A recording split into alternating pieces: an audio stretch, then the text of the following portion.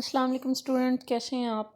अच्छा जी, मैंने अभी थोड़ी देर पहले ना आपको एक आउटलाइन शेयर की है, वो ध्यान से पढ़ लीजिएगा। पढ़ने की अगर वैसे कोई ना भी पढ़ना चाहे तो ऐसा जो उसकी ज़रूरत नहीं है।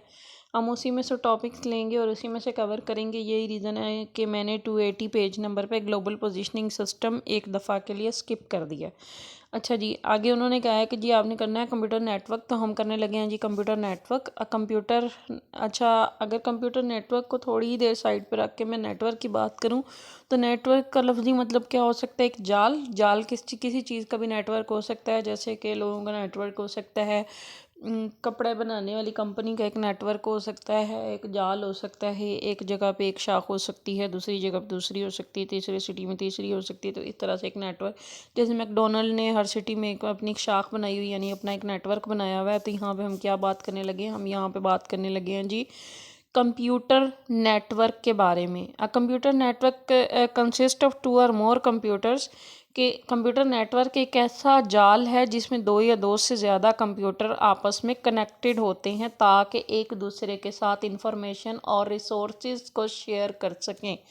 इंफॉर्मेशन को या रिसोर्सेज को शेयर कर सकें। ये रिसोर्सेज कौन से हो सकते हैं, इसमें ये हो सकता है प्रिंटर। मैं आपको एक छोटा सा कॉन्सेप्ट समझाती हूँ। नेटवर्क में ना एक सर्वर और क्लाइंट का कॉन्सेप्ट यूज़ होता है। सर्वर कंप्यूटर एक बड़े कंप्यूटर को आप कह सकते हैं जिसमें सारे रिसोर्सेज पड़े होते हैं। कह लें कि एक कंप्यूटर का हेड बना हुआ होता है। कंप्यूटर का हेड बना हुआ होता है जो सारे मिनी कंप्यूटर्स को ना, मिनी यानी क्लाइंट कंप्यूटर्स को ना टैकल कर रहा होता है।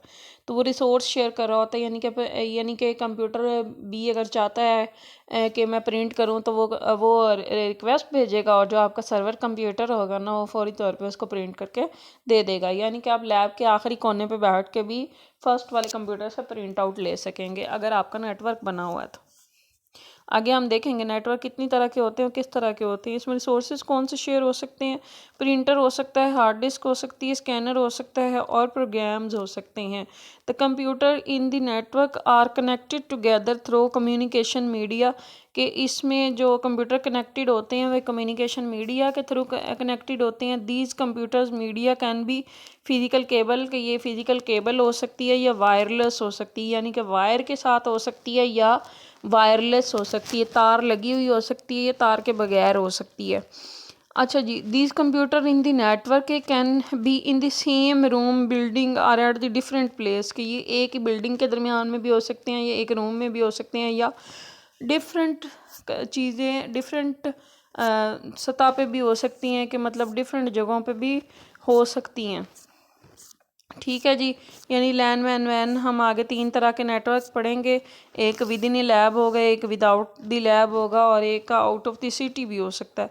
इसमें कुछ एग्जांपल जो उन्होंने दी हुई हैं, same example of computer network are as the follow, कि कुछ कंप्यूटर नेटवर्क्स किस तरह के होते हैं। Computer network can be used in office, के कंप्यूटर नेटवर्क को ऑफिस में इस्तेमाल किया जा सकता है। Different people in the office can access common information, के डिफरेंट तरह के लोग जो होते हैं ऑफिस में बैठे एक कॉमन सी इंफॉर्मेशन को शेयर कर सकते हैं। If all the user computer are connected through the network, कि अगर सारे के सारे कंप्यूटर कनेक्टेड हों नेटवर्क के थ्रू, तो क्या होता है, they can share their files and exchange mails, तो वो आपस में ईमेल शेयर कर सकते हैं या रिसोर्सेज भी शेयर कर सकते हैं।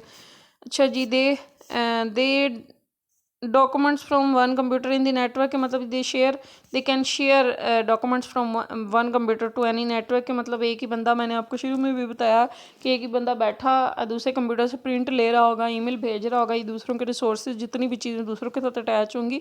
ऊपर उन्होंने बताया भी हुआ है कि रिसोर्स आपका एक है और डिफरेंट चीज़ें उसके साथ अटैच हुई हैं और सारे एक दूसरे के रिसोर्सेज को शेयर कर रहे हैं। इंटरनेट भी इसकी एग्जाम्पल है कि इंटरनेट भी एक चीज़ पड़ी हुई है तो दुनिया जहान के लोग जो हैं उसमें से ले रहे हैं।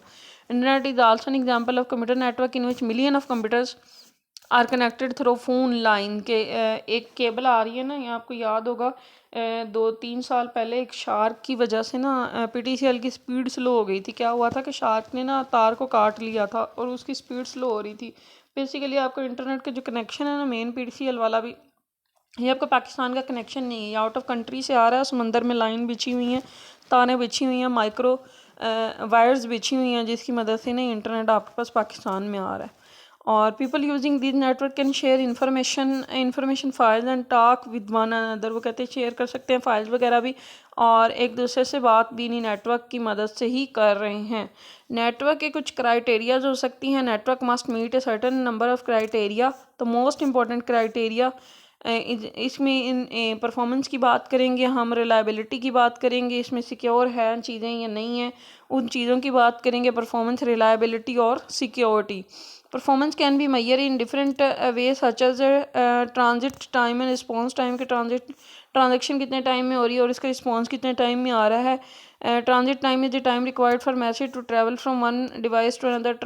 ट्रांजिट टाइम वो टाइम होता है जिससे मैसेज 1 मिनट में एक जगह से दूसरी जगह ट्रैवल कर सकेगा। Response time is the time lapse between an inquiry and the message कि इंक्वायरी और रिस्पॉन्स की कितनी देर में मैं आपको सर्कल दोबारा से समझाती हूँ। फॉर एग्ज़ाम्पल जब आपने मुझे मैसेज किया था तो मैसेज सेंड होने के दरमियान में जो प्रोसेस हो रहा था ना, वो जो प्रोसेस हो रहा था, आपने सेंड किया, मुझे सेंड होने के दरमियान में जितना भी टाइम लग रहा था ना, और वो था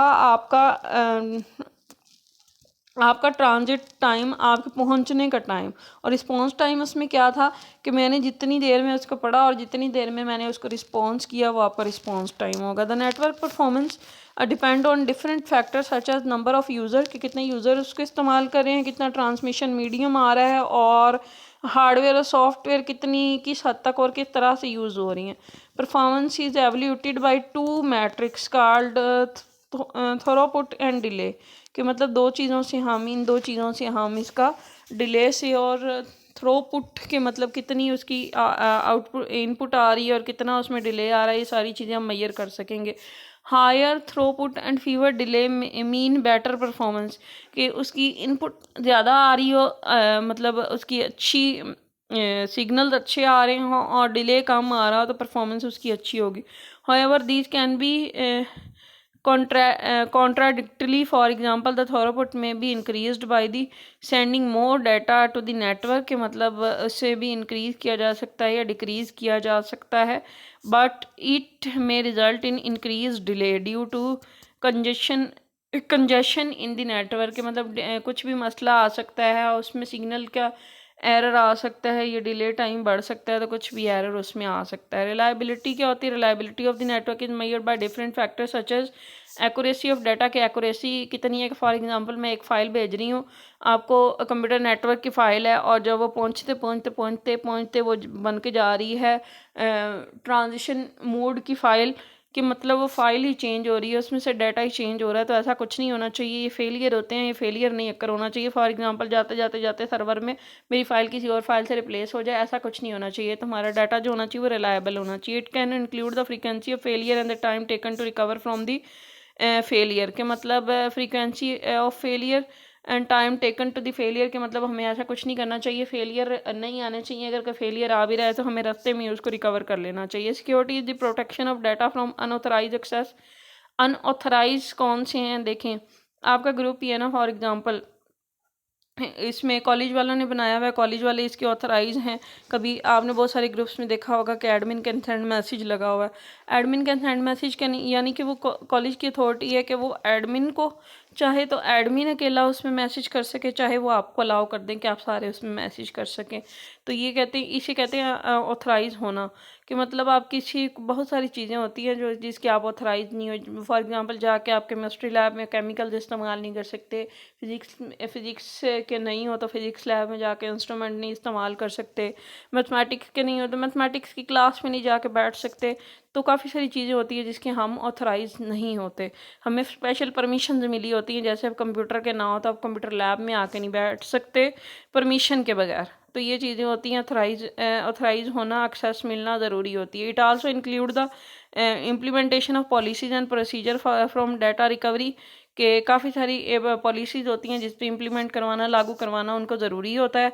if it lost a damage के ज़ाहिर है लॉस्ट हो गया या डैमेज हो गया तो उसके भी हम फिर खुद ही जिम्मेदार होते हैं। बेनिफिट्स और एडवांटेजेस ऑफ कंप्यूटर नेटवर्क क्या होता है? ईजी कम्युनिकेशन होती है, इसमें इंफॉर्मेशन को शेयर करना आसान होता है, हार्डवेयर रिसोर्सेज को शेयर करना आसान होता है, सॉफ्टवेयर शेयरिंग करना आसान होता है, इंटरनेट की एक्सेस शेयरिंग करना आसान होता है, डाटा सिक्योरिटी मैनेजमेंट करना आसान होता है। इसमें इंटरटेनमेंट पर्पज़ के लिए डेफिनेटली हम इंटरनेट को सिर्फ स्टडी के लिए तो थोड़ी इंटरनेट में इंटरटेनमेंट के लिए ज़्यादा यूज़ कर रहे होते हैं।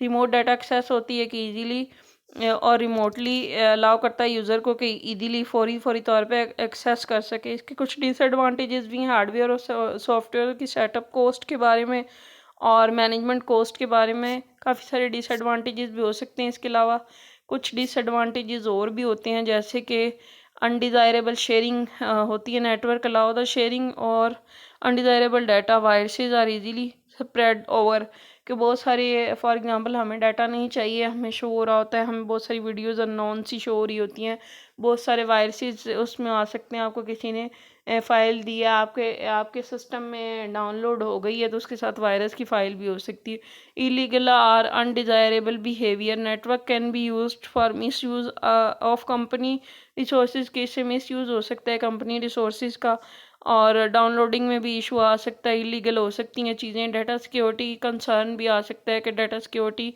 के मतलब डाटा कितना सिक्योर है, वो रिस्क पे है या नहीं है, ये चीज़ें हो सकती हैं। आपने इसकी रीडिंग करके थोड़ी सी मुझे बता देना है कि अगर आपको वर्डिंग में किसी किस्म का भी मसला आया है। बेसिकली इसमें कोई इतना है नहीं, ये सिर्फ छोटा सा इंट्रो था। आगे हमने पढ़ने हैं types of communication computer networks. तो ये आगे वाला जो टॉपिक है ये आपका मोस्ट इंपॉर्टेंट है। अभी उन्होंने कहा था कि कंप्यूटर का सिर्फ आपने करना है ओवरव्यू, तो वो सिर्फ था ओवरव्यू। एडवांटेजेस और डिसएडवांटेजेस आपने एक दफ़ा पढ़ लेने हैं। चैप्टर 7 में से बहुत सारी चीज़ें आपको और करने वाली आएंगी, तो हम फ़िलहाल के लिए चैप्टर 7 ही कंटिन्यू करेंगे। जैसे ही इसमें से टॉपिक्स वाइंड अप होंगे तो हम पीछे वाले चैप्टर में चले जाएंगे। तब तक के लिए दें इजाज़त। अल्लाह हाफ़िज़।